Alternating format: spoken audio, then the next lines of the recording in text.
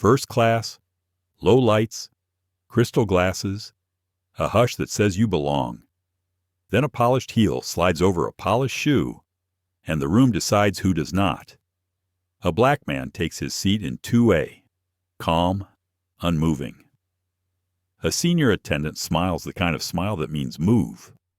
A teenage passenger raises a phone. The world begins to watch. Who gets to sit where they paid to sit when the room has already judged their face? What happens when the person you tried to push out is the one who built the very wings under you?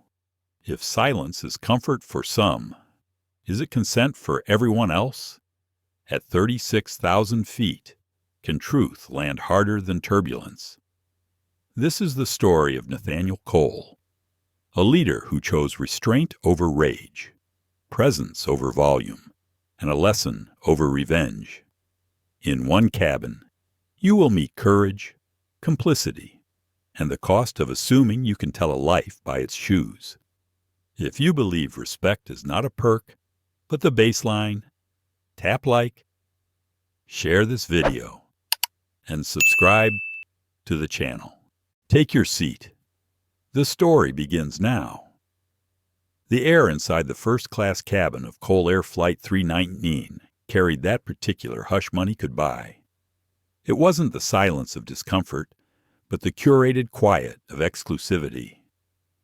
The overhead lights were dimmed to a warm amber glow, soft enough to flatter skin tones, bright enough to make the champagne flutes sparkle. A trace of bergamot and cedar lingered in the air, the kind of scent chosen by marketing teams to say luxury without a word. Thick carpet muffled footsteps, and the wide leather seats gleamed under the filtered morning light seeping through the oval windows. Passengers settled into their cocoons, scrolling tablets, sipping orange juice from crystal glasses, murmuring in voices too low to disturb the illusion that the outside world didn't exist. Everything was designed to reassure the people here that they belonged, that they had paid for a piece of the sky only a few could afford. Then Nathaniel Cole stepped through the curtain. He didn't speak, didn't clear his throat, didn't demand attention. He didn't have to. His presence carried a gravity of its own, the slow, deliberate pace of someone who had nothing to prove and everything under control. A tailored navy jacket draped perfectly over his shoulders. A charcoal turtleneck framed his strong jaw and clean-shaven face. Oxblood leather shoes shone with a muted polish, the kind that spoke of care rather than flash. He moved with a precision that wasn't stiff but intentional, each step the product of years of navigating spaces where eyes followed him, measuring him, doubting him. As he walked towards seat 2A, conversations dimmed further.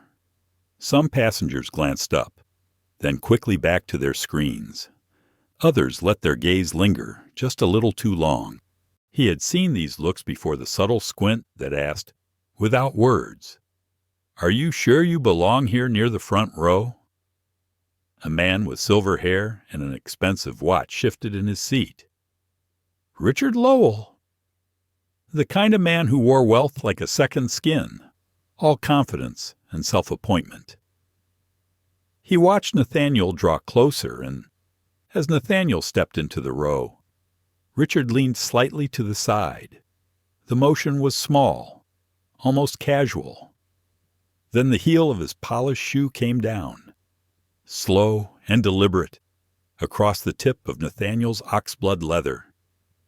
The sound, a faint scrape of leather on leather, was louder than it should have been in the quiet cabin. Nathaniel stopped, not abruptly, not with a start, but with the stillness of someone who knew exactly what had happened. He looked down. A smear of black marred the polished surface of his shoe, standing out like a scar. Richard's lips twitched into something between a smile and a sneer. "Nice shoes," he said in a voice pitched to carry, "just far enough. Guess they sell knockoffs everywhere now." The chuckle that followed wasn't loud, but it was sharp enough to cut.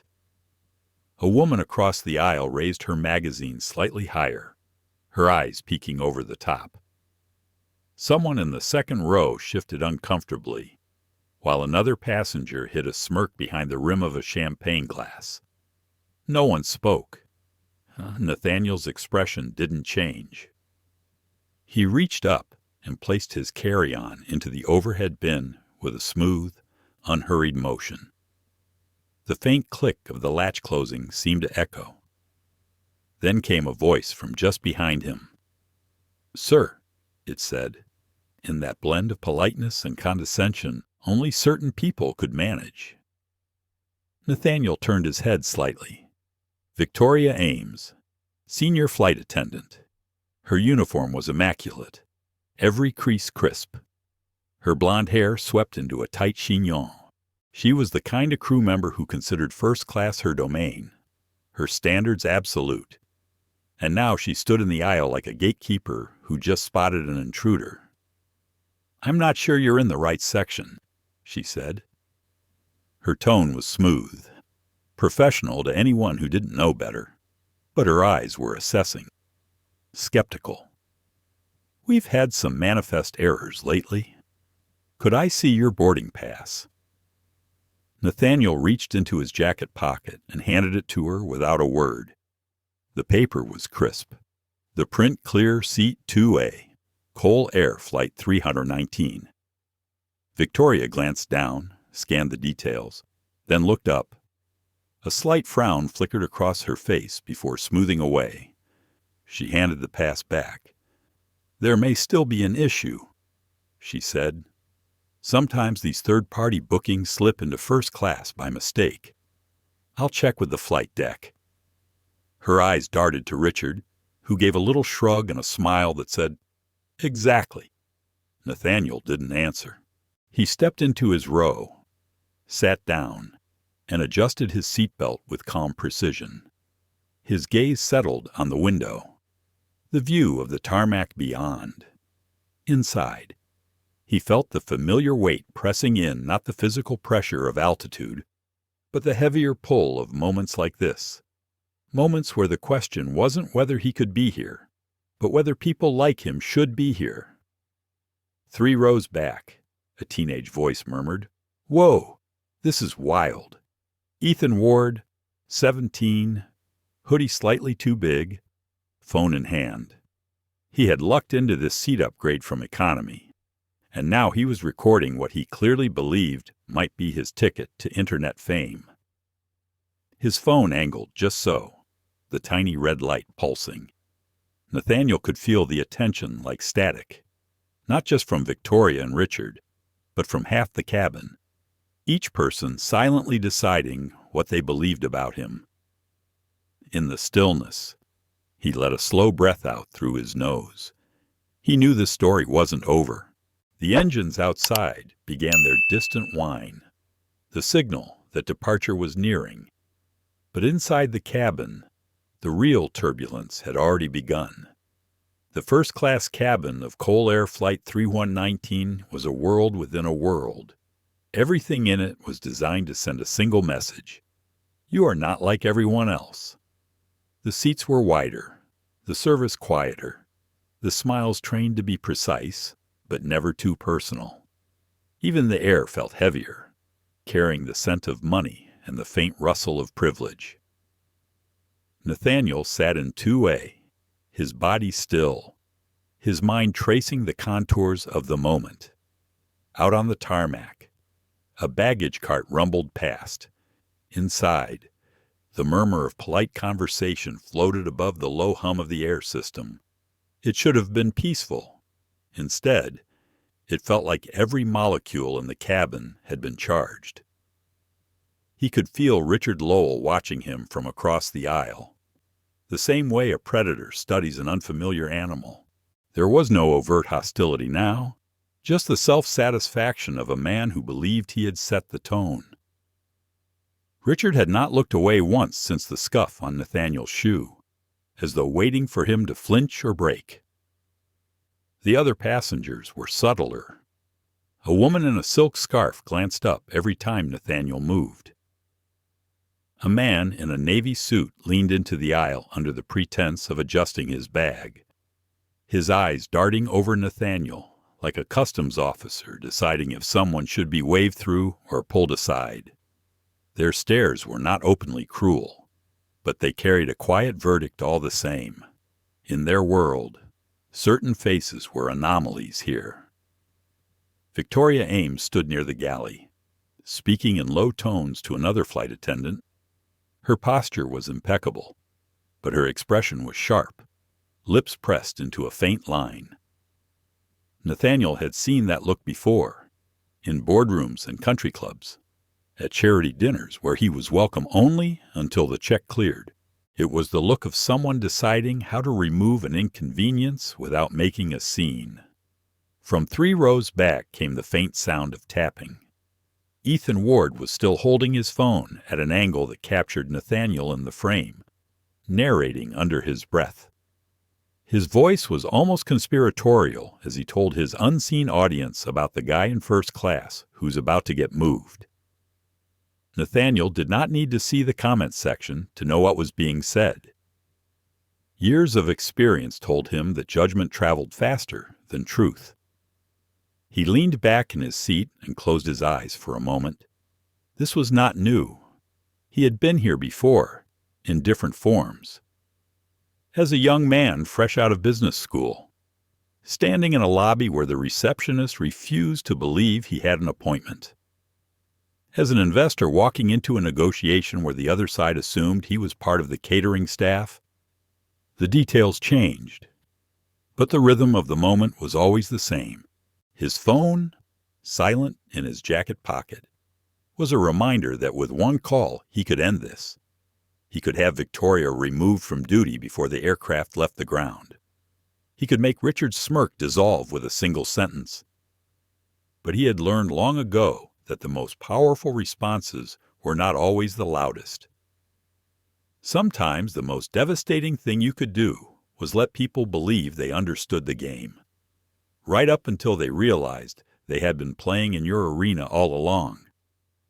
The hum of the engines deepened as ground crew finished their final checks. Victoria began her slow walk back toward him, a service smile fixed in place. "Mr. Cole," she said, leaning slightly toward him, her voice low, but carrying just enough for nearby passengers to hear. "I spoke with the purser. There appears to be a manifest discrepancy. Until we confirm with the cockpit, I'll need to reassign you to a seat in economy." A pause. The faintest shuffle from Richard's seat. The kind of movement that meant someone was settling in to watch a performance. Nathaniel opened his eyes, turned his head, and met Victoria's gaze. His own voice was calm, even. "I have my assigned seat here." He did not raise his volume, but the words landed with weight. Her smile did not falter. "Yes, but in situations like this, we have to prioritize passengers we can confirm as first-class ticket holders through our central system. If you'll follow me." She gestured toward the curtain that led back to the rest of the plane. The gesture was small, polite in form, dismissive in spirit. Nathaniel's hands remained folded loosely in his lap. He did not move. The silence that followed was almost tangible. A man in 1C glanced at Nathaniel, then at Victoria, then back at his tablet, pretending not to watch. A woman behind them shifted in her seat. No one spoke up. In the corner of his eye, Nathaniel saw Ethan angle his phone slightly, no longer filming casually, but with the precision of someone who knew the story was getting good. The boy whispered, "This is unreal. He's not even arguing. Just sitting there. Wow." Nathaniel could feel Victoria's patience thinning, though her expression remained courteous. "I'll go ahead and inform the captain," she said at last, her tone carrying the subtext that this could have been avoided if he had simply complied. She turned and walked toward the cockpit, her heels silent against the carpet. Richard leaned back in his seat, a smirk tugging at his mouth. Some people don't know when to quit, he murmured, not quite quietly enough. His voice was aimed like a dart, meant to land just within Nathaniel's hearing. Nathaniel kept his eyes on the view outside the window. On the tarmac, a ground crew member in a reflective vest was waving to another across the lane, coordinating the last pieces of pre-flight choreography. The world outside moved in steady, practiced rhythm. Inside, the air felt thick. A few seats away, Lena Park, the young flight attendant, stood with her hands clasped in front of her. She had heard every word. She had seen the name on the manifest earlier during pre-boarding checks. She knew exactly who Nathaniel Cole was, but Victoria was her supervisor. Crossing her would not just be frowned upon, it could end her career before it had begun. So Lena stayed still, her jaw tight, her eyes fixed on the service cart as though the silverware arrangement was the most urgent matter in the world. Ethan whispered again to his phone.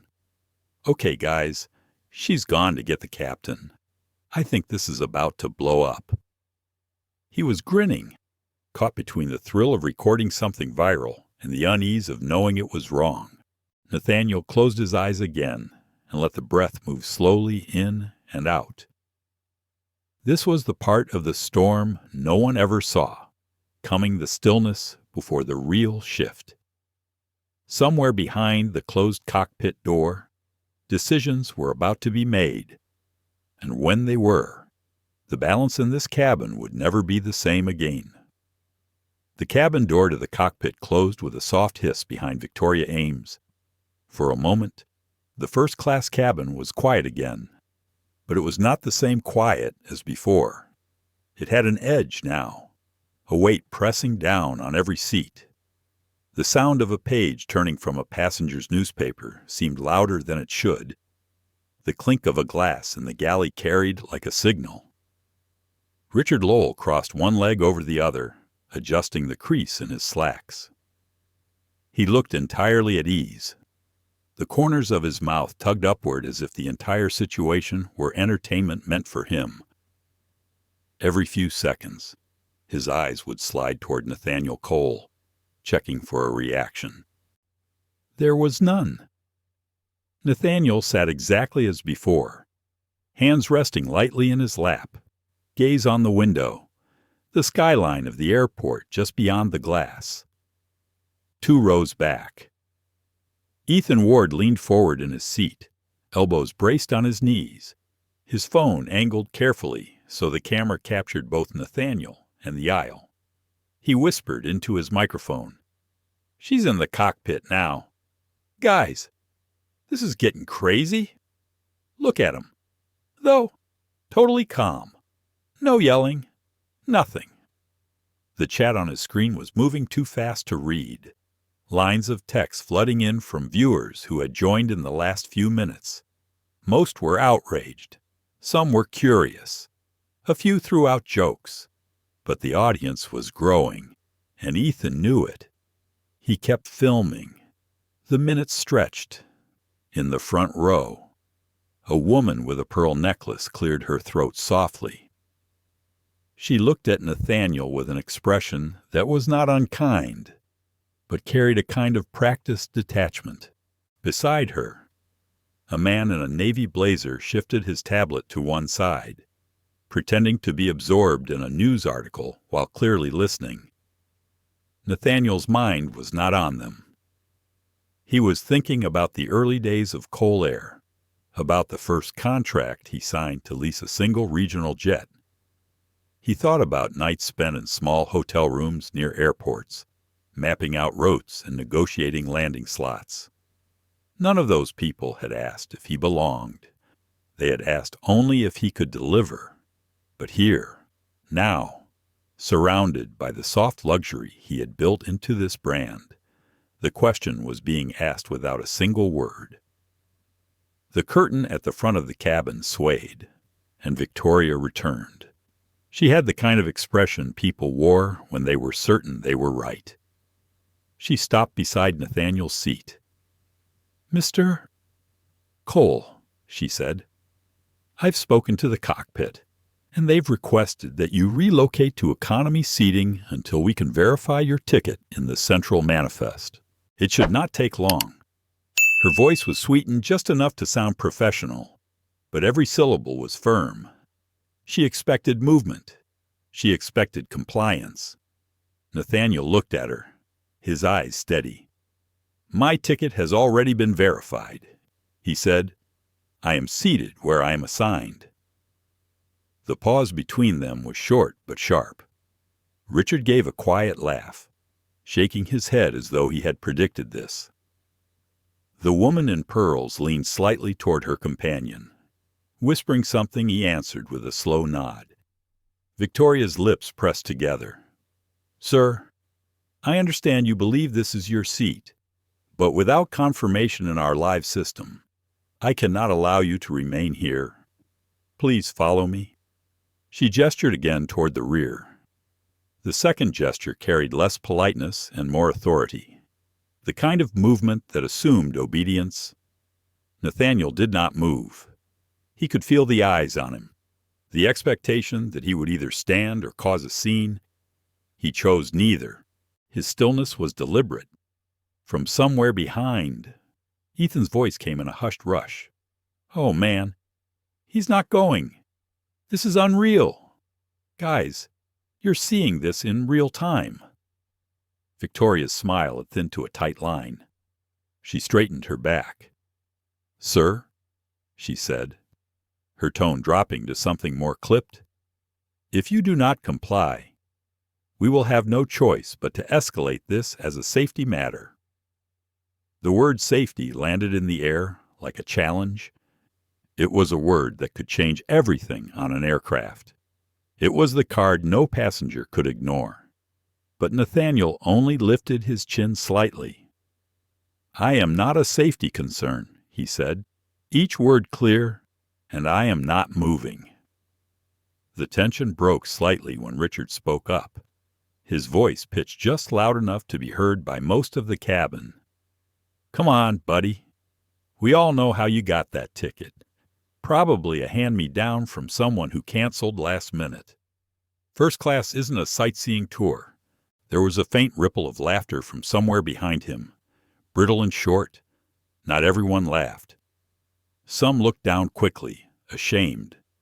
Others kept their eyes locked on Nathaniel, waiting to see if he would rise to the bait. Nathaniel's heart was steady. He had been called worse. He had faced worse. But each word Richard spoke was another stone tossed into a growing pile, each one shaping the perception of everyone in earshot. Lena Park was standing near the galley, her hands clasped tight. She could feel her own pulse in her fingertips. She wanted to step in, to tell Victoria the truth. But she thought of the training manual, the probationary period, the fact that one wrong move could end her job before it began. She thought of her rent, of the tuition loan she was still paying off, and she stayed still. Victoria exhaled through her nose, then reached up to her lapel and pressed the button on her crew radio. Her voice carried, intentional now, to the first rows of passengers. "Cockpit, this is Ames in the cabin. We have a seat discrepancy that will require officer confirmation. Please advise." The announcement was quiet by airline standards, but in the hushed cabin it was a signal flare. Everyone knew now that the situation had been elevated. Even those who had tried to ignore it were aware that something unusual was unfolding. Ethan's eyes were wide. "Did you guys hear that she's calling an officer? This is officially insane." Victoria stepped back, her expression composed but her shoulders tense. She had made her move. Now she would wait for the weight of cockpit authority to enforce it. Nathaniel rested his head lightly against the seat back and looked out the window again. Out there, the world moved on. Ground crew marshaling flights, luggage being loaded, engines starting in the distance. Inside, the air was thick with judgment, curiosity, and the faint scent of something far more dangerous than turbulence. The curtain stirred again. A figure emerged, wearing the crisp uniform of a Cole Air first officer. The mood in the cabin shifted like a temperature drop. Conversation stopped mid-sentence. Eyes turned. The balance of the moment was about to change. The first officer stepped into the cabin with a quiet authority that drew every eye. His nameplate read M. Grant, and his posture was straight, but not stiff. He scanned the scene in a quick, practiced sweep the seated man in 2A, the senior attendant standing nearby, the other passengers pretending not to watch while clearly watching. Victoria Ames moved toward him, her heels silent on the carpet. "Officer Grant," she said in a tone that blended respect with the urgency of someone who was certain they were right. "We have a manifest discrepancy. Passenger in 2A claims this is his seat, but the central system is not matching. I need your confirmation before we can close the cabin."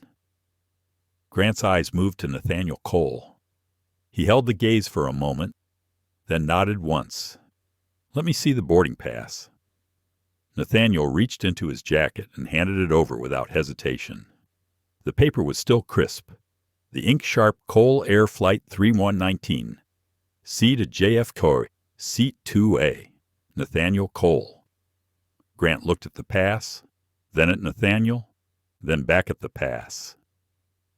"I'll check with the flight deck," he said. His voice was neutral, professional, giving nothing away. He turned toward the cockpit, but the look in his eyes lingered just a fraction too long before he walked away. Nathaniel leaned back into his seat. The voices around him were hushed, a low current of speculation running through the cabin. He could almost hear the judgments forming, the whispered theories about how he had gotten into this seat, why the crew was questioning him, why he was not simply moving to avoid trouble. Inside, a different conversation was unfolding. He thought about his father, who had told him when he was a boy that the most dangerous thing in the world was not hatred you could see, but the quiet doubt that hid behind polite smiles. That kind of doubt could sit across from you in a meeting, pass you in a hallway, serve you a drink, and in each moment, it was measuring your right to be there. Nathaniel had built Cole Air from the ground up. He had flown more miles than most people in this cabin would in their lifetimes. He had negotiated deals in glass towers in New York, in sunlit boardrooms in Los Angeles, in cramped offices in regional airports no one wrote about. And yet here he was, in the first-class cabin of his own airline, being told that the system did not see him. The easiest thing to do would be to end it now. One phone call, one name dropped, and Victoria would be the one moving toward the back of the plane. The thought was tempting, sharp in its simplicity, but he also knew that moments like this were rarely about the moment itself. They were about what the moment revealed. He imagined standing up, following Victoria through the curtain, taking his seat in economy while the cabin exhaled in relief. It would be over. The incident would vanish into the background noise of travel, but it would leave the deeper problem untouched, and that problem would rise again for someone else, someone without the leverage he had. The engines rumbled beneath them as the ground crew signaled final preparations. Nathaniel's eyes moved briefly to the reflection in the window. He saw the same calm expression he had practiced in hundreds of tense negotiations, the same patience that had kept deals alive when others had been ready to walk away. He knew he would need that patience now. Ethan Ward's voice cut softly through the air. "Chat's going crazy," he whispered into his phone. "Some people think he's the CEO. Some think he's a VIP guest. I don't know, but something's about to happen." Lena Park shifted her weight in the galley. She glanced toward Nathaniel, then back to Victoria, then down at her folded hands. She had been trained to follow the chain of command. It was drilled into every crew member during orientation: protect the authority of the lead attendant, defer to the captain, avoid conflict in front of passengers. But the unease in her chest was growing heavier. She knew the name Cole. She knew the face from a photo in the employee newsletter. And she knew that if she spoke up now, she might not be here to see the next flight. The cockpit door opened again, and First Officer Grant returned.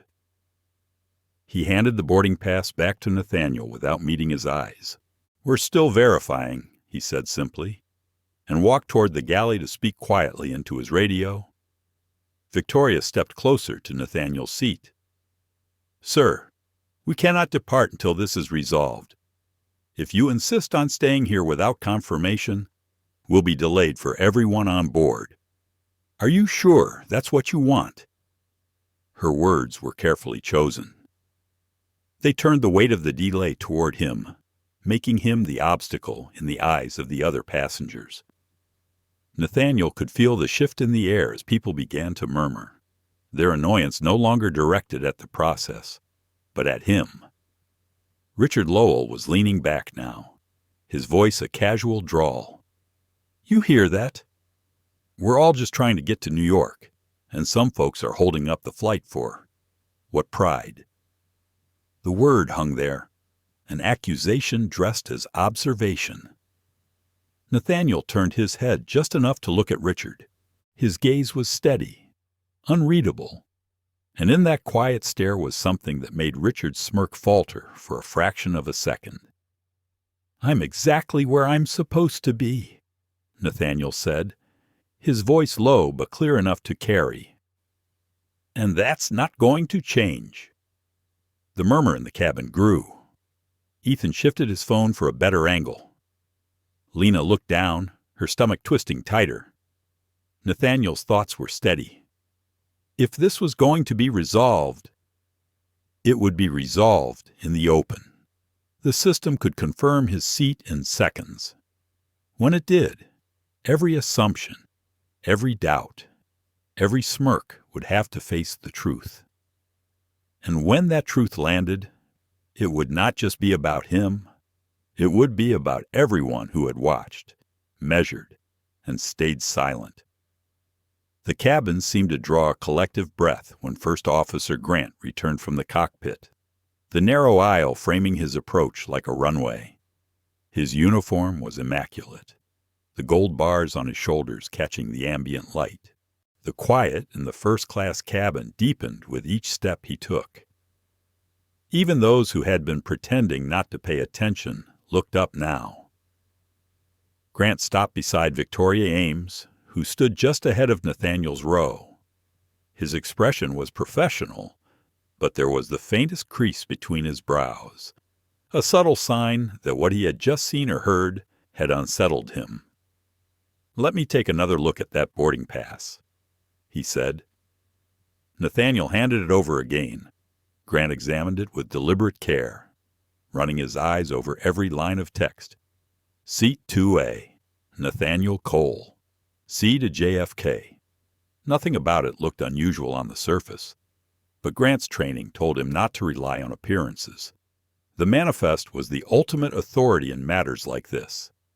From his inside pocket, he pulled out a slim black tablet. The screen glowed as he swiped and tapped through a series of secure menus. The manifest application required multiple logins, and Grant entered each one with the methodical patience of a man who understood that the accuracy of his actions carried weight. Nathaniel watched him without speaking. He knew what Grant was about to find. He also knew that the journey from doubt to realization could be uncomfortable to witness. Ethan Ward had shifted in his seat for a better view, holding his phone in such a way that the audience on his stream could see Grant's hands working over the tablet. The boy's voice was a low murmur. "Okay, he's checking the list. This is it, guys. We're about to know." Victoria kept her posture erect, her confidence unshaken. To her, this was a formality. She had handled situations like this before, passengers trying to bluff their way into first class, using counterfeit passes or last-minute upgrades that did not clear. The script always ended the same way. This was just another chapter. Grant scrolled slowly down the passenger list, eyes scanning name after name. When he reached the C section, his fingers slowed. There it was. Cole. Nathaniel. He tapped it, and a profile window expanded across the screen. The details filled the display. Full name, date of birth, frequent flyer status at the highest tier possible, and then, in bold red letters, the designation Executive CEO Cole Air Holdings. Below that, a corporate headshot Nathaniel had nearly forgotten about, taken years ago for an internal newsletter. At the bottom, a note in all capital letters: defer to all requests. Highest priority. Grant's eyes lingered on the screen.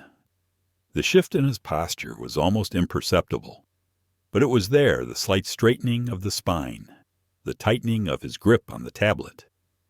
It was the posture of a man who had just realized that the ground beneath him had changed. He glanced up at Nathaniel, his expression carefully neutral, then back to the screen.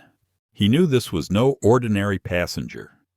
This was the man whose name was on the side of the aircraft, the man whose authority extended beyond the cabin, beyond the cockpit, beyond even the route they were flying. And in this moment, he also knew the situation had already gone too far. Ethan caught the flicker of recognition in Grant's eyes. "Oh my God," he whispered into his mic, his voice trembling with the thrill of it. "He's someone huge. Look at the officer's face." Grant closed the profile window and locked the tablet. The hum of the engines filled the silence as he handed the boarding pass back to Nathaniel. He did not say the name out loud. Not yet. There was protocol to consider, and the captain needed to be informed first. "I'll speak with Captain Rhodes," Grant said, his tone measured. "Please remain seated." Victoria looked faintly impatient. "And the passenger?" she asked. Grant's eyes met hers for a brief moment. "Remain seated," he repeated, before turning and walking toward the cockpit with a purpose that was hard to miss. Nathaniel sat back, feeling the shift in the air around him. It was subtle now, like the first hint of wind before a storm. The cabin sensed that something was coming, even if they did not yet understand what it was. Richard Lowell adjusted his cufflinks and leaned slightly toward the aisle, still convinced he understood the situation better than anyone else.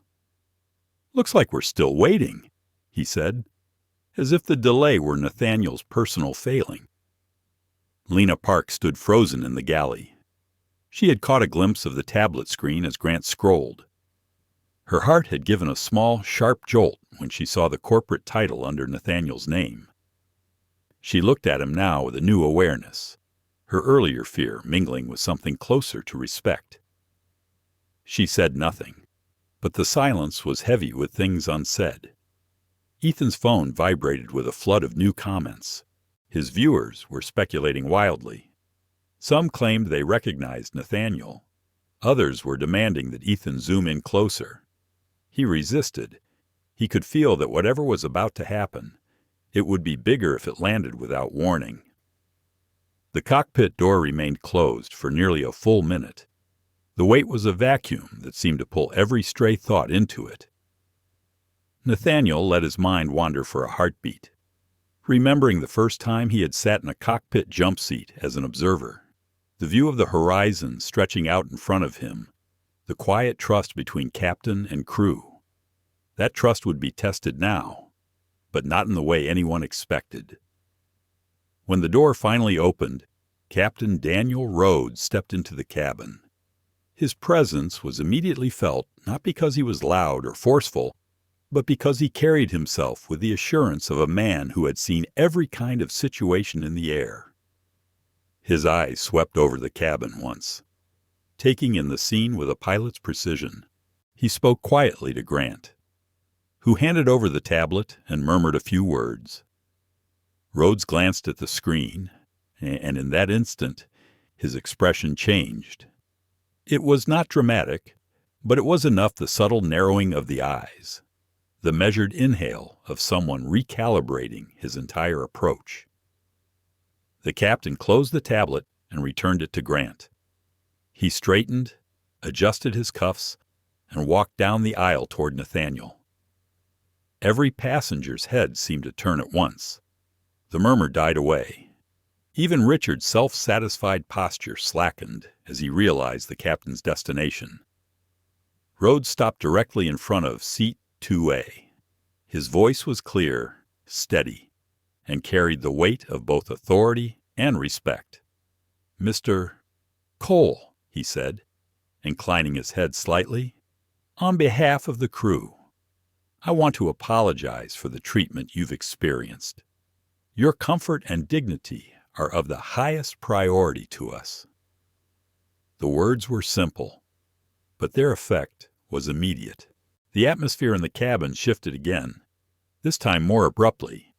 Eyes widened, bodies straightened.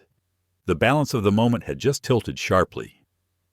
Nathaniel met the captain's gaze with the same calm he had held from the start. "Thank you," he said quietly. Rhodes nodded once, then turned to Victoria. "Ms. Ames, you are relieved from passenger service duties for the remainder of this flight. Please proceed to the aft galley." The order landed like a stone dropped into still water. The ripples spread through the cabin in the form of quick glances, suppressed gas, and the sharp stillness of those who suddenly understood they had misjudged everything. Victoria's face remained composed, but the faint pink rising in her cheeks betrayed her. She gave a small nod, turned, and began the long walk toward the back of the plane. Ethan's voice was a hushed rush. "You guys saw that. The captain just... wow." Nathaniel sat in 2A, the same as he had since the beginning. But now, the air around him was different. Respect had replaced doubt, and silence had replaced the casual cruelty from earlier. He knew this was only the beginning.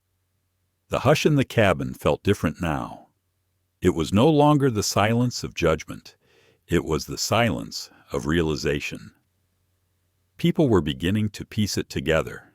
Nathaniel Cole, the man in seat 2A, the CEO of the very airline they were sitting in. Ethan Ward's chat exploded with speculation. Words scrolled too fast to read. Ethan whispered into his mic. "You guys, I think we just saw the biggest reversal ever. I'm telling you, that's the man who owns this plane. Not just the seat. The plane." Victoria Ames was already halfway down the aisle toward the aft galley. Her stride was still measured, but the stiffness in her shoulders betrayed the heat of the moment. She did not glance back. She did not meet the eyes of the passengers she passed. The woman who had entered this flight with unshakable authority now carried the weight of a public demotion. Richard Lowell cleared his throat loudly, as if to reclaim some attention. "Well, if that's the case, I guess there was a misunderstanding," he said. His voice edged with forced casualness, but the words fell flat in the space between them. No one rushed to agree. Nathaniel had not moved from his seat. His posture remained relaxed, but the calm on his face was no longer the calm of endurance. It was the calm of control. The balance had shifted, and everyone knew it. Captain Rhodes stood beside him for a moment longer, as if anchoring the new order in place. Then he leaned in slightly, lowering his voice. "Mr. Cole, the cabin is yours. If there is anything you need, anything at all, it will be handled immediately." "Thank you, Captain," Nathaniel replied, His tone was even, but there was an undercurrent of something stronger. Not triumph, not yet. Something more like measured intent. The captain gave a small nod, then turned to address the cabin at large. Ladies and gentlemen, we will be departing shortly. Thank you for your patience. His voice was steady, but his eyes lingered for a moment on certain passengers, the ones whose silence earlier had been the loudest thing in the room. As Rhodes returned to the cockpit, Lena Park stepped forward from the galley. She hesitated, then leaned slightly toward Nathaniel. "Sir," she said quietly, "I recognized you earlier. I wanted to say something, but—" She trailed off, the rest of the sentence buried under the weight of unspoken risk. Nathaniel met her gaze, his expression softening just slightly. "You chose the moment you could," he said. "Sometimes that's what matters." Her eyes widened a little at the unexpected kindness in his response. She nodded once, then moved to attend to other passengers, though she kept glancing back toward him as if still processing the exchange. Ethan had angled his phone so the stream caught Nathaniel's profile. His viewers were typing furiously demands to know the full story, debates about what had happened before the camera started rolling, declarations that they would never fly any airline again that treated its own CEO like that. Nathaniel let the noise of it all wash over him. He thought of the years it had taken to build this company of the employees who worked the gates at dawn, who de-iced planes in winter storms, who managed flight schedules so tightly a single delay could ripple through an entire network. Most of them carried out their jobs with care and respect. But this was something different. He felt a flicker of temptation again.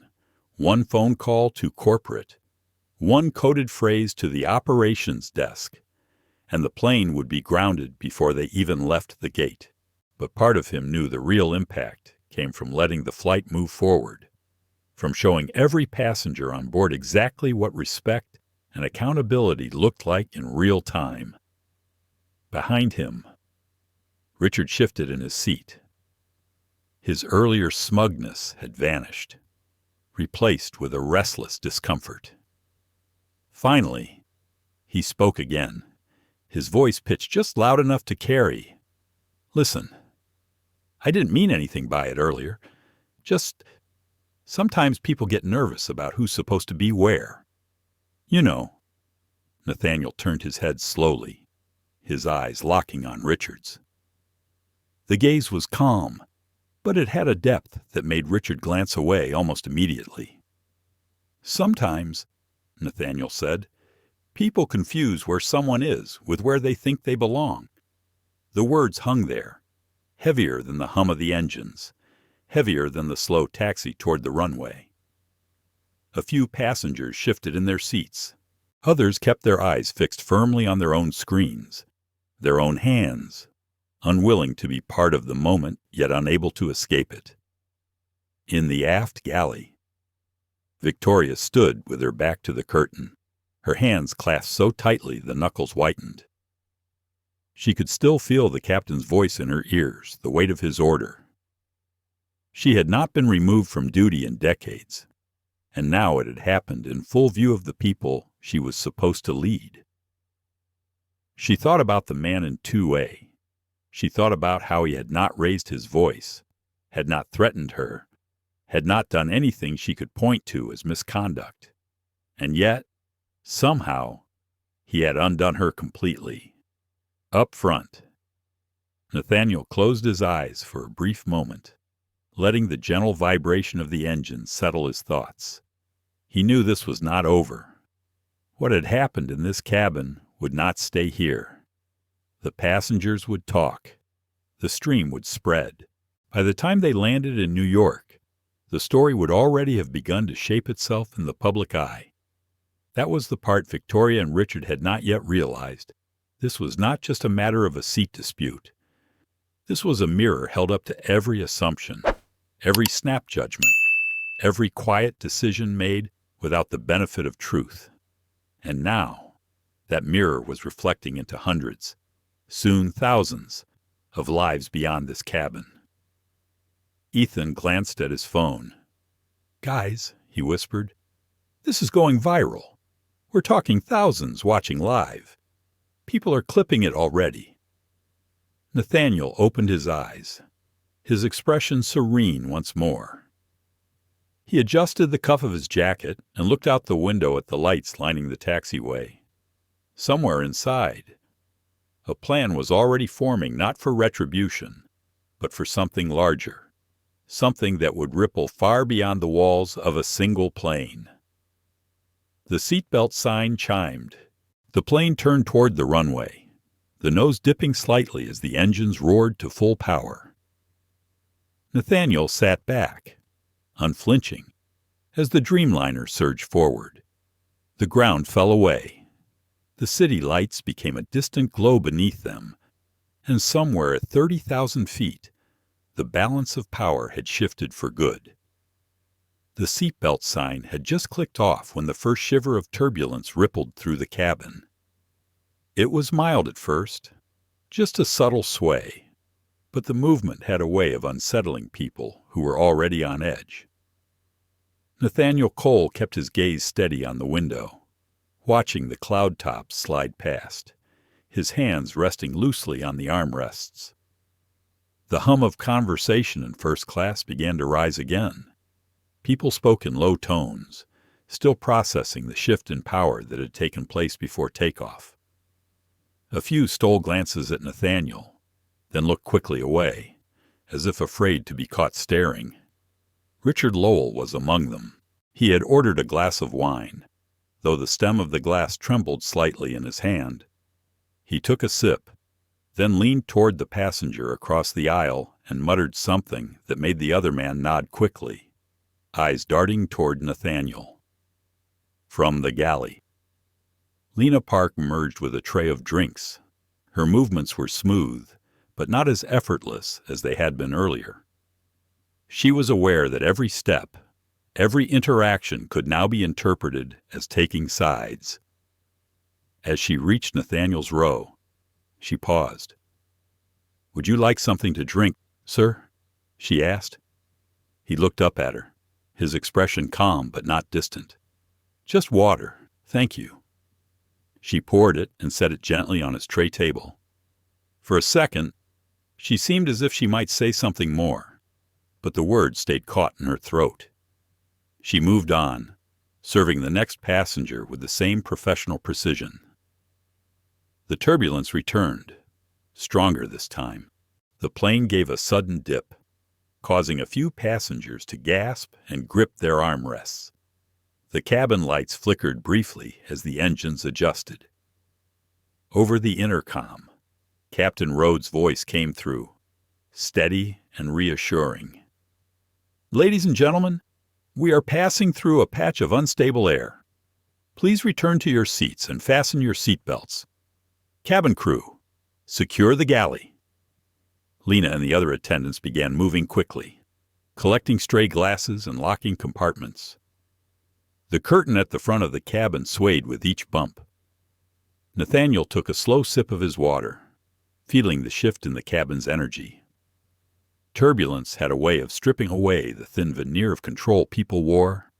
In those moments, fears rose to the surface, and real character showed through. Across the aisle, Richard tried to keep talking, but another sharp drop silenced him. His wine sloshed dangerously close to the rim, and he muttered a curse under his breath. Ethan Ward, phone still in hand, whispered to his viewers, "Okay, this is getting rough, but everyone's still watching him like they want to see if he even flinches." Nathaniel did not. His gaze remained steady, his body language calm.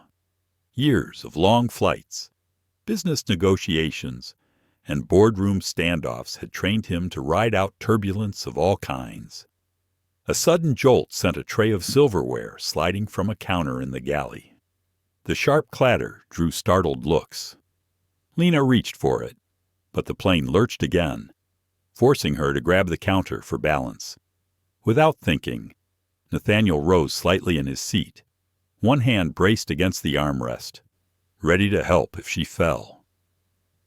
Their eyes met for a brief moment. She gave a small nod of gratitude before steadying herself and returning to her task. The turbulence began to ease, the dips and sways growing gentler, but the air in the cabin was different now, charged, as if the bumps in the sky had shaken loose something unspoken among the passengers. From the rear of first class, a man's voice spoke up. "So, it's true. Then you really own this airline?" His tone was not hostile, but it was laced with a curiosity that carried across the rows. All eyes turned toward Nathaniel. He let the silence hold for a beat before answering. "I founded it," he said simply, "and I still lead it." The murmurs began immediately, some in awe, some in disbelief. Richard shifted uncomfortably in his seat, clearly wishing the question had not been asked. The man who had spoken up leaned forward slightly. "Then why didn't you just end it back there? Before takeoff? You could have had her." He stopped himself, glancing toward the aft galley where Victoria was stationed. Nathaniel considered his answer carefully. "Because sometimes," he said, "the lesson is bigger than the moment. If I'd ended it then, only a handful of people would have seen it. But now, everyone on this flight understands exactly what happened and why it was wrong." The word settled over the cabin like a quiet weight. A few passengers nodded slowly. Others avoided his eyes. Ethan's viewers lit up the chat feed. He mouthed the words to his camera. "This is insane. He's playing the long game." The seatbelt sign clicked off again. Lena passed through the cabin, her tray lighter this time. When she reached Nathaniel, she hesitated. "Sir," she said softly, "I know it's not my place, but thank you for how you've handled this. Most people in your position—" She stopped, as if unsure how to finish. He offered a faint smile. "Most people in my position had to learn how to choose their battles. I learned a long time ago which ones matter most." She nodded and moved on, her steps a little lighter. Richard, still restless, finally leaned toward Nathaniel.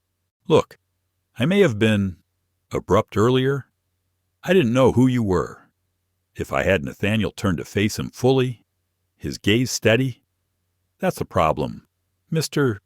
Lowell, it shouldn't matter who I am." The older man had no response. He sank back into his seat, the unspoken truth settling in deeper than any rebuke could have. Outside, the sky smoothed into a steady glide. The hum of the engines became a kind of backdrop again. But inside the cabin, the air was still charged. Nathaniel could feel it, the shift in perception, the undercurrent of reflection running through the passengers. He knew this was not the end. When they landed, the story would spread beyond this cabin, beyond the terminal, beyond the day. But for now, at 30,000 feet, the lesson had begun to take root. The gentle hum of the engines had returned, and the cabin had settled into that rare, fragile quiet that comes after turbulence. Passengers adjusted their seats, reopened books, and tried to pretend they had not just been watching each other's reactions for the last 20 minutes. Nathaniel Cole sat as he had before, upright but relaxed, one leg crossed over the other, his gaze drifting between the window and the aisle. He was in no hurry for what was coming. The truth had a way of finding its moment. Ethan Ward's phone buzzed with notifications so quickly he had to switch it to silent. His stream was still running, the viewer count climbing in steady bursts. "They want to know your side," he whispered across the aisle. "Like, your whole side." Nathaniel gave the faintest smile, but did not answer. "Not yet." From the cockpit. The chime of the intercom interrupted the cabin's calm. Captain Rhodes' voice filled the air, clear and measured. "Ladies and gentlemen, this is your captain. I wanted to take a moment to acknowledge a valued member of the Cole Air family who is traveling with us today. In seat 2A is our founder and CEO, Mr. Nathaniel Cole. His vision built this airline from the ground up, and we are honored to have him aboard this evening." The words hit the cabin like a sudden gust of wind. Heads turned instantly. Conversation stopped mid-sentence. Even in the back rows, passengers leaned into the aisle to get a glimpse. Richard Lowell froze, his wine glass halfway to his lips. The man across the aisle, who had been quietly agreeing with him earlier, now shifted uncomfortably, pulling his gaze away from Nathaniel. Lena Park, midway through pouring coffee for a passenger in 3C, paused just long enough to glance toward 2A. She caught Nathaniel's eye for a brief second, and he gave her the smallest nod of acknowledgement. From the rear galley curtain, Victoria Ames appeared, her face composed but pale. The captain's announcement had stripped away the last remnants of control she thought she held. She hesitated, scanning the cabin, then retreated without a word. The murmurs began almost immediately. A woman in 1C whispered to her husband, "Did you hear what the captain said?" "The CEO." He nodded, glancing at Nathaniel with a new kind of respect that had not been there at boarding. Ethan's phone was practically vibrating in his hand. He spoke into his mic, his voice low but urgent. "That's it. You heard it here first. The captain just told everyone. He's the CEO. This is wild." Nathaniel remained still, letting the announcement sink in. He could feel the shift, the way people's eyes lingered on him now, not with suspicion, but with something closer to curiosity, even guilt. Richard leaned slightly toward him. I suppose I owe you an apology," he said, his voice tight. Nathaniel turned his head slowly, his gaze steady. "You owe me the truth more than an apology." Richard opened his mouth, then closed it again. Whatever excuse he had been ready to offer seemed to crumble in the weight of the moment. He sank back into his seat. The captain's voice returned over the intercom, this time lighter. "We're currently cruising at 36,000 feet. Weather ahead is clear. We anticipate an on-time arrival at JFK." As the chime signaled the end of the announcement, Lena stepped forward from the galley and approached Nathaniel. She leaned down slightly, speaking just loud enough for him to hear. "I don't think I've ever seen the captain do that before. Announce a CEO like that." "Sometimes," Nathaniel said quietly, "truth needs a louder voice." She smiled faintly, then moved on to serve the other passengers. But her steps had more confidence now, as if the captain's words had shifted something in her too. The rest of the first-class cabin was not so quick to return to normal. Conversations lingered on the announcement. Passengers trading small details they thought they knew about Cole Air. Ethan caught fragments of it through his mic snippets about the airline's early days, about Nathaniel's reputation for walking the hangar floors at night to check on maintenance crews. In the aft galley, Victoria stood with her hands braced against the counter. She could hear the hum of the passengers' voices, the way Nathaniel's name carried in their sentences. It gnawed at her, not just because of what she had done, but because she knew the story would outlast this flight. Her authority would not recover easily from this. Nathaniel took another slow sip of his water. He had not planned the captain's announcement, but he understood its power. It was one thing for passengers to guess at who he was. It was another for the highest authority on the plane to confirm it. Ethan leaned forward again. "You know, people are going to ask why you didn't just stop it right away." Why you let her, Nathaniel interrupted gently.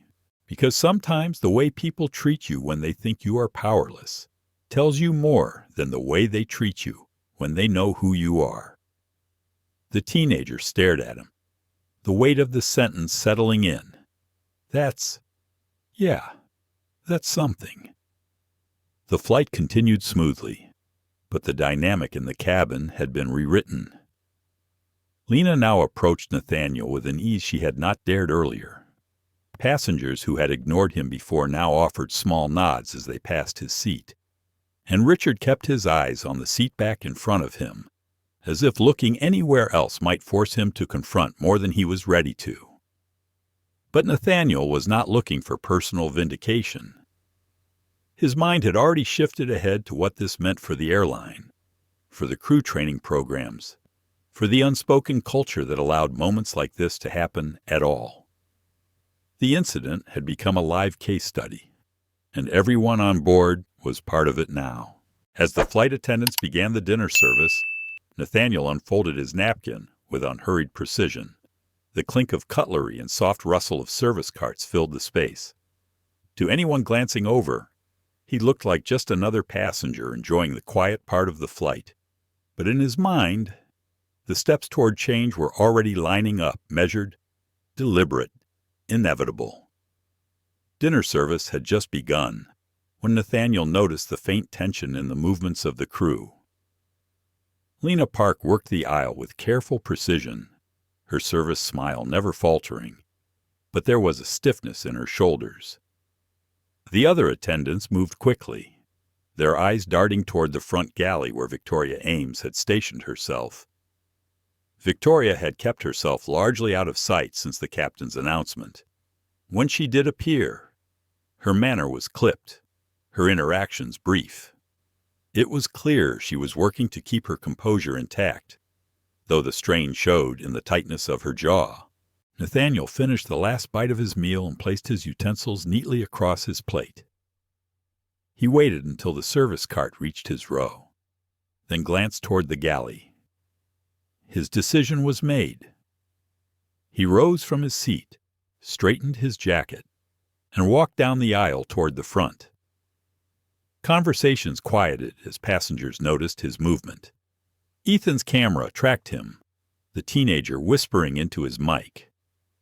Something's about to happen.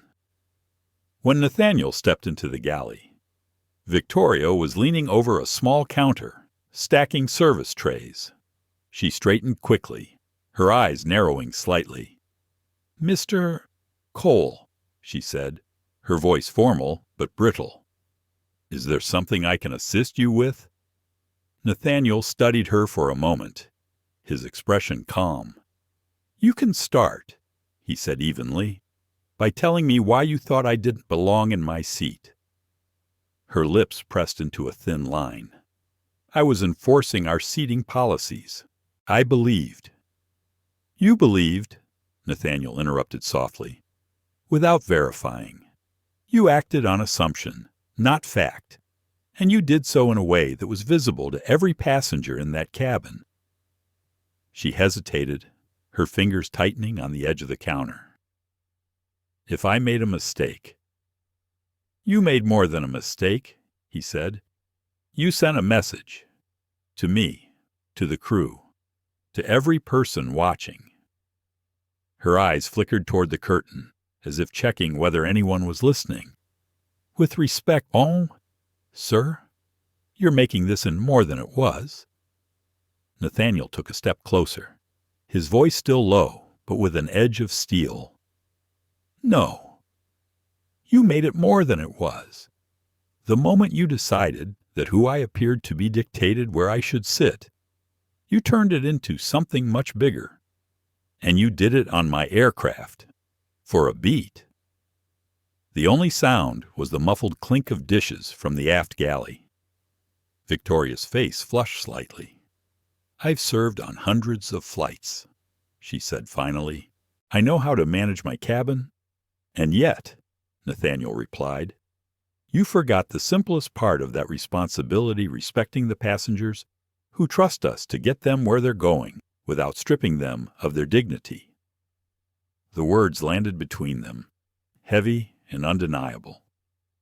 Lena appeared at the edge of the galley, her tray balanced carefully in her hands. She hesitated, sensing the tension. "Captain Rhodes asked if you'd like dessert service to begin in first class," she said quietly.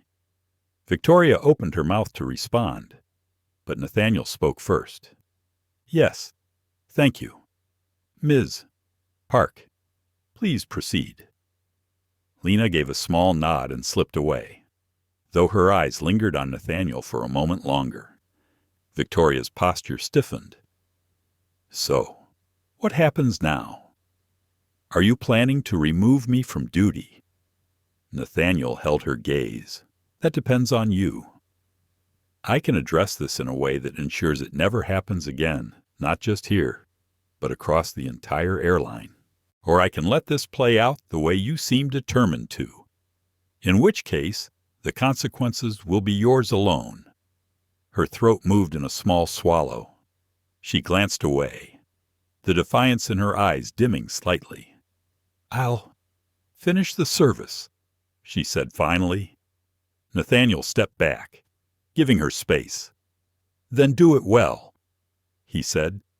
"Every passenger deserves that, whether you think they belong here or not." He turned and walked back to his seat, the soft murmur of the cabin growing louder as he passed. Ethan's eyes were wide, his camera still rolling. "Did you just—" Ethan began, but Nathaniel's slight shake of the head silenced him. Dinner service continued, though the air in the cabin was different now. Victoria moved down the aisle, her interactions more measured, her tone softer. Passengers noticed the change, even if they did not understand its cause. Richard Lowell watched the shift with an uneasy expression. After a long pause, he leaned toward Nathaniel. "I suppose she's rethinking things."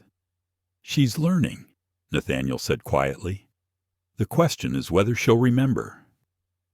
As the meal trays were collected, Lena returned to offer coffee. She poured for Nathaniel, her voice just above a whisper. "I've never heard anyone speak to her like that before." "It wasn't about speaking to her," Nathaniel replied. "It was about making sure she hears." Lena's lips curved into the faintest smile before she moved on. The cabin lights dimmed slightly as the crew prepared for the overnight portion of the flight. Most passengers settled in with blankets and headphones, the earlier drama now simmering beneath the surface. But Nathaniel knew it was not over, not here, and certainly not when they landed. In the cockpit, Captain Rhodes kept one eye on the flight plan and the other on the status reports from the cabin. He had not heard every word of the galley exchange, but the change in tone from his lead attendant told him enough. "Back in seat 2A. Nathaniel closed his eyes briefly, letting the steady hum of the engine steady his thoughts.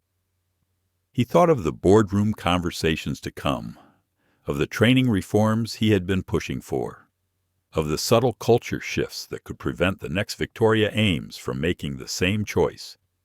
The plan was already forming, and it was bigger than this flight.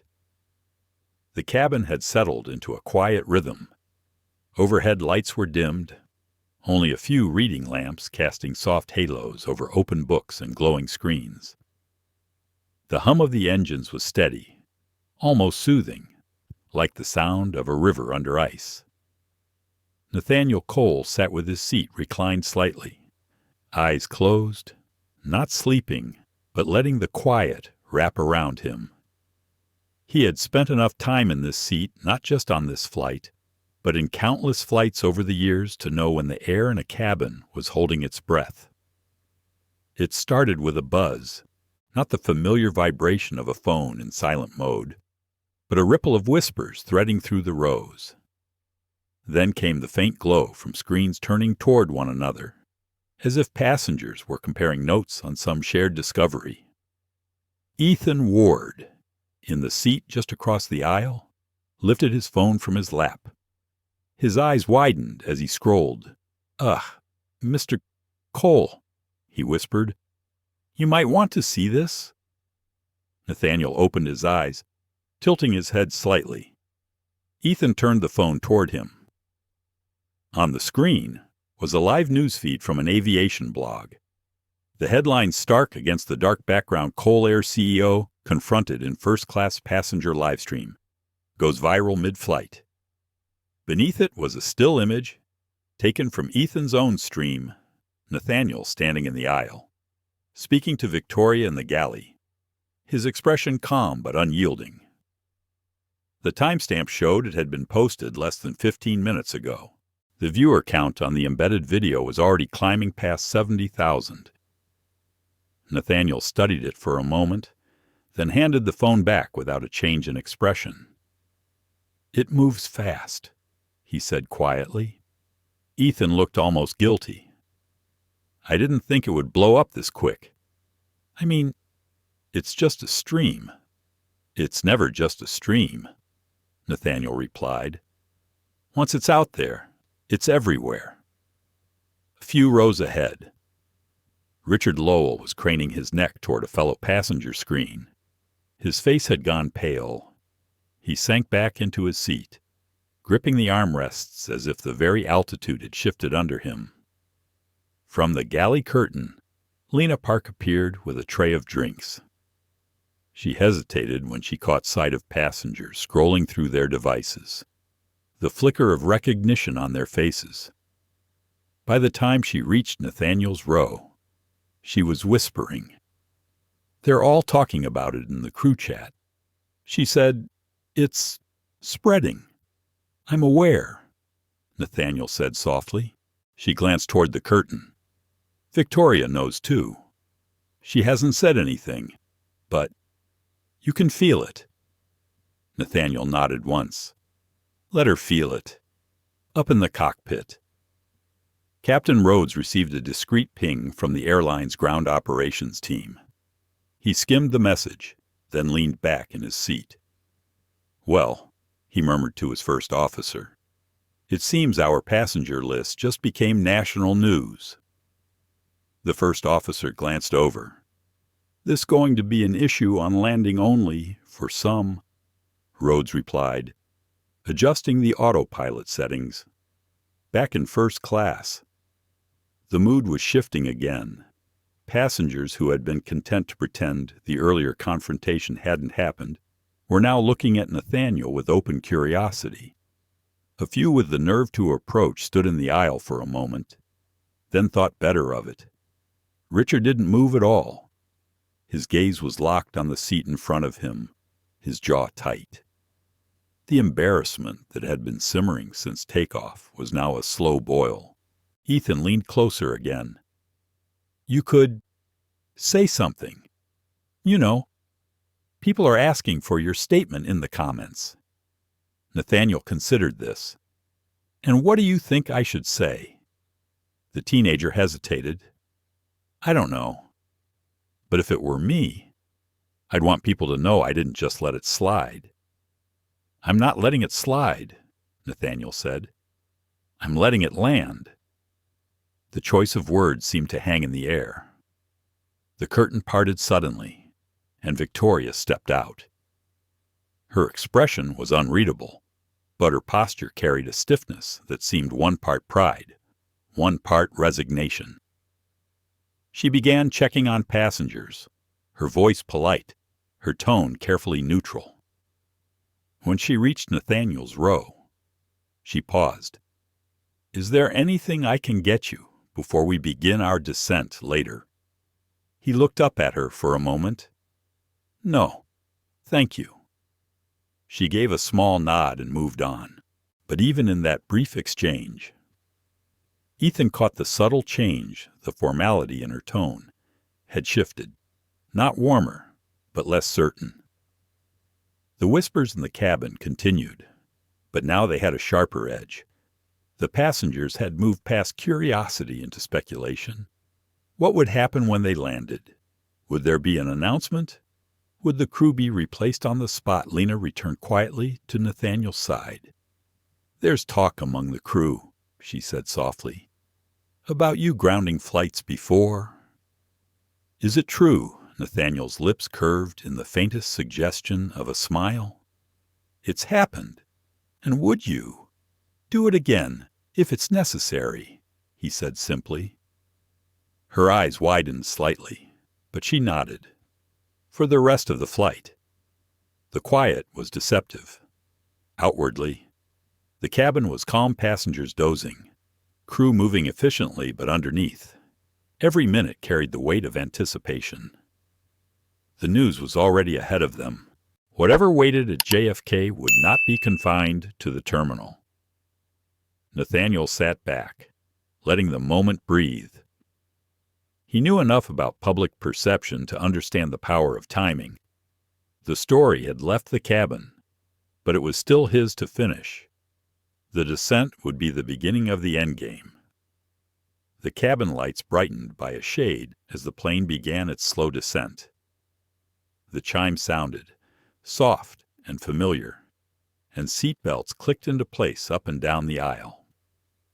Outside the window, the sky had shifted from deep blue to a lighter gray, the faint wash of city glow rising to meet them. Nathaniel Cole sat upright in 2A, the tray table stowed, the water glass gone. He felt the gentle drop in his stomach that came with a change in altitude. He also felt the weight of what waited on the ground. The story had left the aircraft long ago. Now the response had to meet it. Ethan Ward glanced across the aisle, eyes bright with a mixture of nerves and awe. He lifted his phone only a little. The stream was still running, though he had turned the camera to face himself to avoid filming private moments. His voice dropped to a whisper. They say there are reporters at the gate. Nathaniel nodded once. They usually arrive before the truth does. He reached into his jacket and brought out a thin tablet. The screen came to life with a fingerprint snap and a quiet vibration. A deep blue dashboard opened, clean and minimal. Cole Air Executive Systems, Operations, Training, Corporate Communications, the tools he rarely used in flight, the tools he had built for moments when leadership needed to be immediate and visible. He tapped Operations. The route matrix appeared with a living pulse of aircraft dots moving across the continent. He found Flight 319 in the stream of data and opened the crew roster. A line of text flashed at the top of the screen. Advisory from ground. Public attention on Flight 318. Anticipate media presence at JFK. Nathaniel shifted to corporate communications and opened a draft window. He stared at the empty field. For a quiet count of 3. Then the words began to arrive. Steady and clear, the way they always did when he was certain of what mattered. To all Cole Air employees, respect is not a premium upgrade. Respect is our baseline. Today, in the cabin of Flight 3119, a passenger was asked to move from his assigned seat without verification. The passenger was me. This matters less because of who I am, and more because it can happen to any person who looks like me. He paused. The cabin hummed around him. Forks were collected. Cups were cleared. A button dinged from a row behind him. He continued, effective immediately.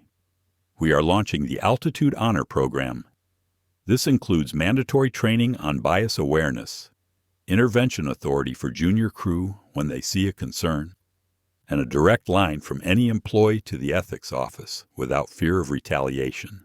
It also includes better tools.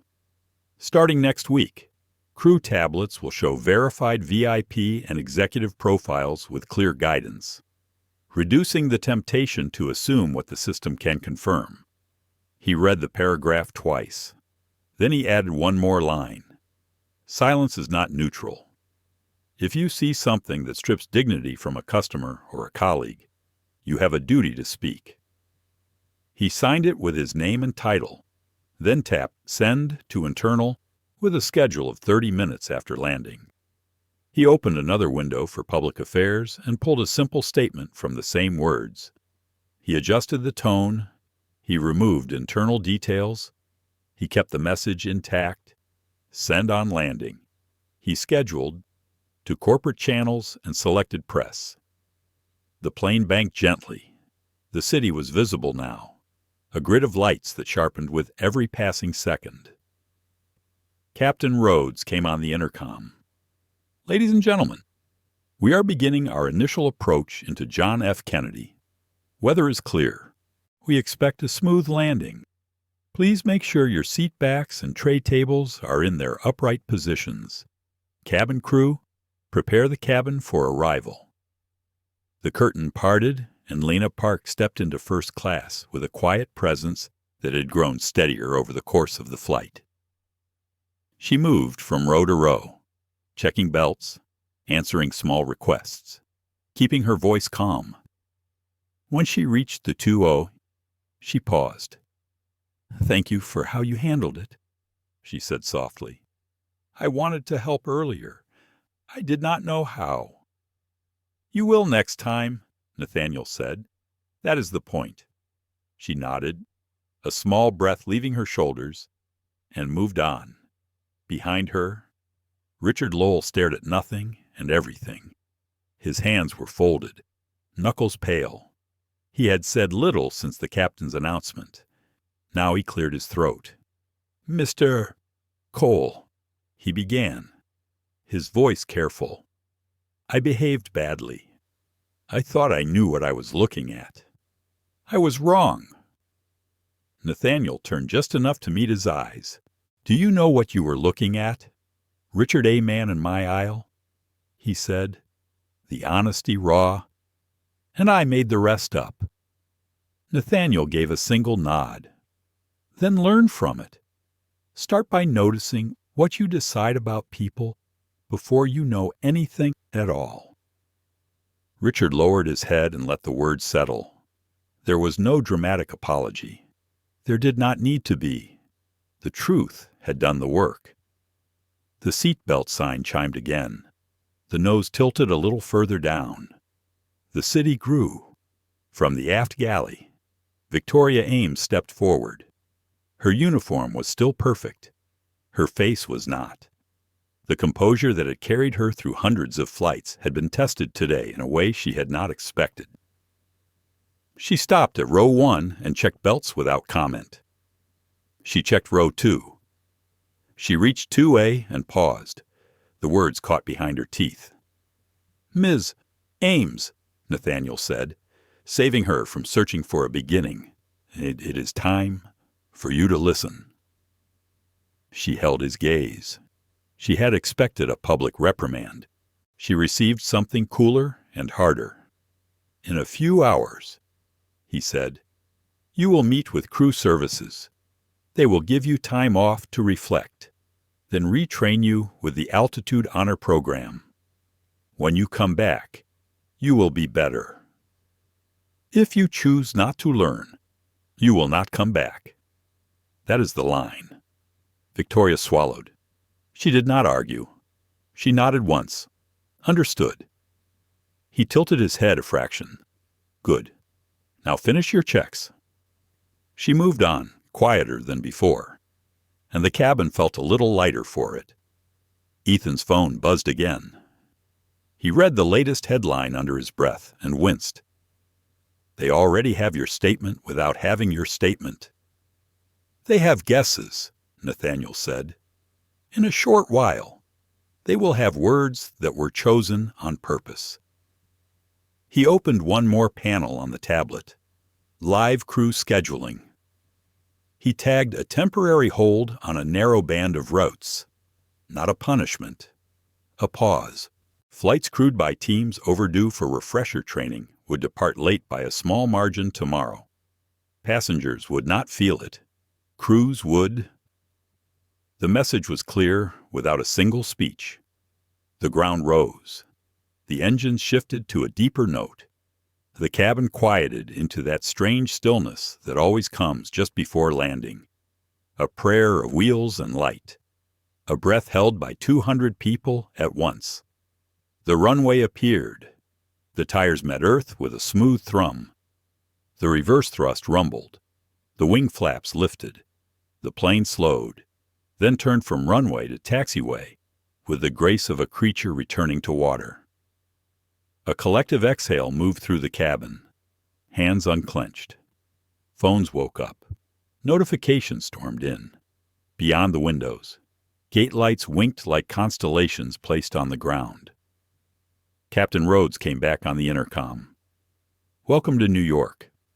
For safety, please remain seated until we reach the gate and the seatbelt sign is off.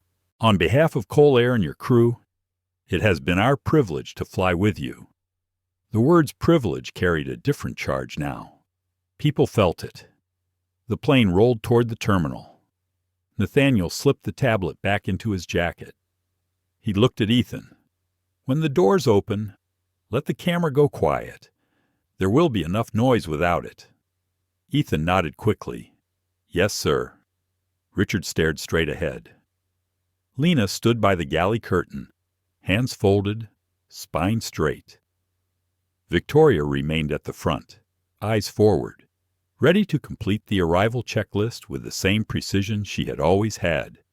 Only now, precision would not be enough. The plane eased into the gate. The engine spooled down. The chime sounded one last time.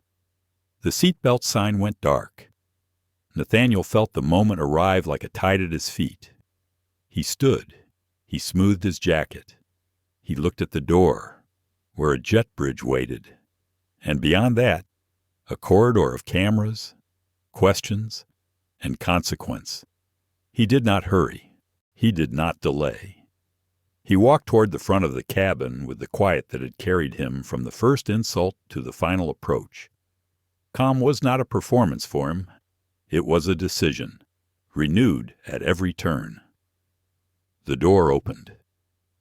Cool terminal air slipped into the cabin. Voices gathered on the other side. Not anger, not applause, something steadier. Expectation. Nathaniel stepped into it. The jet bridge hummed with the sound of the terminal. Voices. Rolling suitcases. The far-off beep of a cart reversing. A ring of cameras waited beyond the doorway like a tide of glass. Nathaniel Cole stepped through and the flash burst began. No shouted slogans, no chaos, just a wall of questions carried on polite urgency. "Mr. Cole, is it true you were asked to leave your seat? Mr. Cole, did the crew know who you were? Mr. Cole, is someone getting fired tonight?" He did not raise a hand to silence them. He let the noise crest and fall. Then he spoke in a calm that seemed to slow the air around him. "Respect is not a perk. It is our baseline." He let that line sit. "Today, I was asked to move from my assigned seat without verification. That should not happen to anyone. Not to me. Not to you. Not to a person you never look at twice. Our company will address this in our training, our tools, and our culture. I am not here to punish people in public. I am here to build a standard in public. That is what we will do." A reporter tried again. Did the attendant apologize? Nathaniel's eyes did not flicker. "We will handle personnel matters with care and with privacy. What I will tell you is this: silence is not neutral. The next time any of us sees dignity being stripped away, we will speak." He stepped aside. Cameras turned to follow. He did not linger for a second question. He offered a small nod to Captain Rhodes, who stood near the door. A steady presence holding the moment in place. The captain returned the nod, then guided the rest of the crew through the gauntlet with quiet precision. Ethan Ward hovered near the gate, phone in hand, but camera dark. He caught Nathaniel's eye. The boy looked unsure for the first time all day. "You did what you thought was right," Nathaniel said. "Next time, do it with a question in your heart. Ask what story you are helping tell." Ethan swallowed and nodded. "Thank you. For everything." Nathaniel moved down the corridor. He did not rush. He did not perform. He walked with the same measured grace he had brought to the cabin. Each step felt like the final page of a chapter that had been written in the air and in the open. 2 hours later, in a glass-walled conference room on the 32nd floor, the leadership team waited. They had seen the headlines. They had read the internal memo. They stood when Nathaniel entered. He waved them back into their seats and remained standing. "We are not going to spin this," he said. "We are going to learn from it. The Altitude Honor Program launches today. Training begins with leadership and crew leads. It continues with every team that touches a passenger's journey. Gate, call center, cabin, maintenance, scheduling, everyone. We will build intervention authority into the role of the most junior attendant on board. If a junior crew member says something is wrong, it gets attention. If a senior blocks that voice, we measure that as a failure." He tapped the tablet. A sequence of slides came to life on the screen. Not charts full of jargon. 3 simple sections. See, speak, support. C means we train eyes that look for dignity, he said. Not just safety. Speak means we teach the language of courage. Clear, respectful, unshakable. Support means that when someone does the right thing, the company stands behind them. He paused. No one moved. You could hear the low thrum of the building's air system. "Tools next," he said. "Crew tablets get a verified profile view. Not to create tiers of service, to prevent the lazy shortcut of assumption. Data verifies. People respect. And the line to ethics opens now. No fear, no delay. If you speak, someone answers. If you report, someone acts." A communications lead cleared her throat. "The public statement is scheduled the moment your plane landed. Newsrooms already pulled your gate. Quote."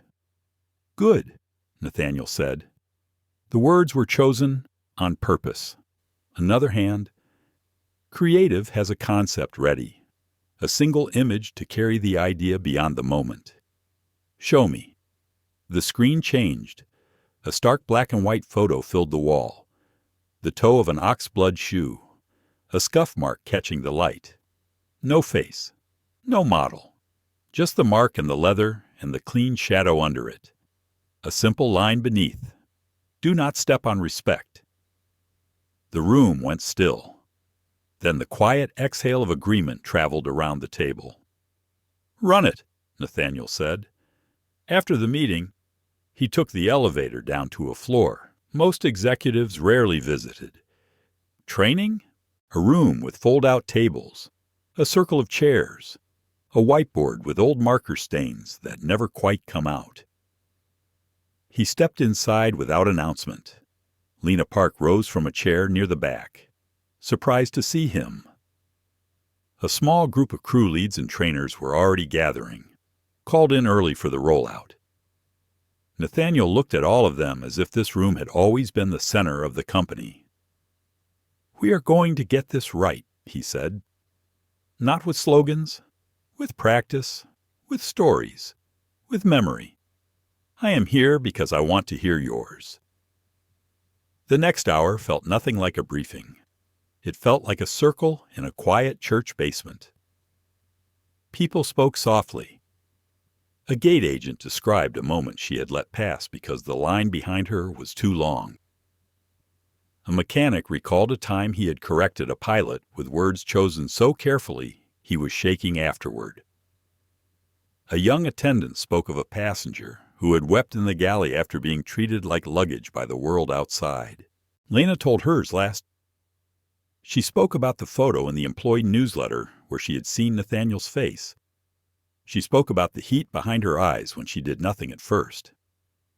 She spoke about the way a single sentence had moved through her like a wire being plugged in. Silence is not neutral. Nathaniel listened without interrupting.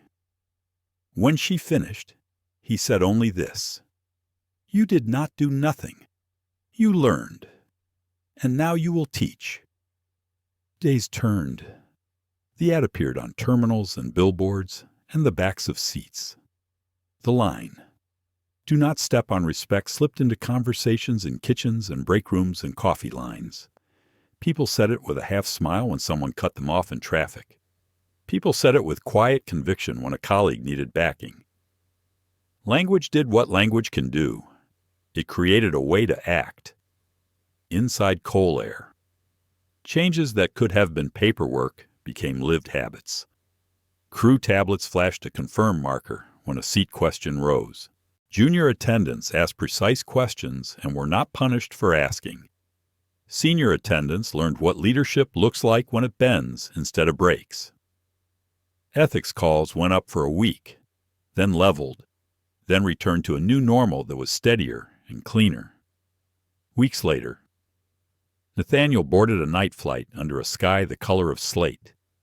Same airline, different crew. He stepped through the curtain to first class, and the attendant at the door straightened with a mix of nerves and pride. "Welcome aboard, Mr. Cole," she said quietly. Her eyes did not flicker to his shoes. They met his and stayed. He smiled. "Thank you. How is the new training?" Her shoulders loosened. "It makes us braver," she said. "It also makes the cabin calmer." He took his seat.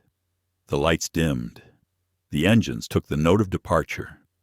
The plane rose as softly as a breath.